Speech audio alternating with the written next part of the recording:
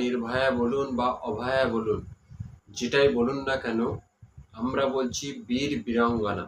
অর্থাৎ টানা ৩৬ ঘন্টা ডিউটি করার পরে যখন একটু শারীরিকভাবে বিশ্রাম নেওয়ার জন্য কোনো একটা জায়গায় তিনি যখন শারীরিক বিশ্রাম নিতে গেছে, তখন কোনো ব্যক্তি বা ব্যক্তি সমষ্টির দ্বারা যখন একজন কর্তব্যে অটল থাকা ডাক্তার তিনি ধর্ষণ এবং খুনের শিকার হন, তখন আপনারা তাকে নির্ভয়া অভয়া যেটাই বলুন না কেন, আমরা সেটাকে বলছি বীর বীরাঙ্গনা। অর্থাৎ তিনি টানা ৩৬ ঘন্টা অত্যন্ত অসুস্থ রোগীদের পরিষেবা দেওয়ার পরে তিনি যখন বিশ্রাম নিতে গেছে, তখন তার উপরে এই অমানবিক বর্বরচিত ঘটনা ঘটেছে।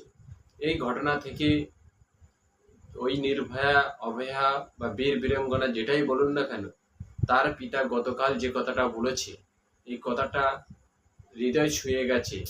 যে সেলাই কাজ করে মেয়েকে বড় করে ডাক্তার করেছিলাম, অতএব আমার মেয়েকে আমি টাকার বিনিময়ে ভুলে যেতে পারবো না।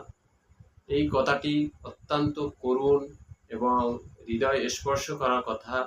এই কথার দ্বারা অনেক কিছু বুঝিয়ে দিতে চেয়েছেন।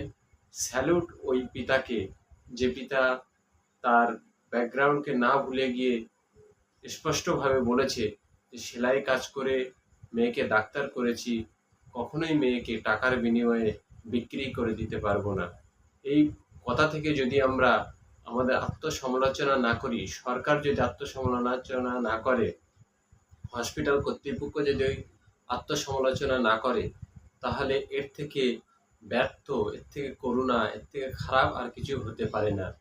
দর্শক, অবশ্যই আপনারা আপনাদের মতামত কমেন্ট বক্সে জানাবেন।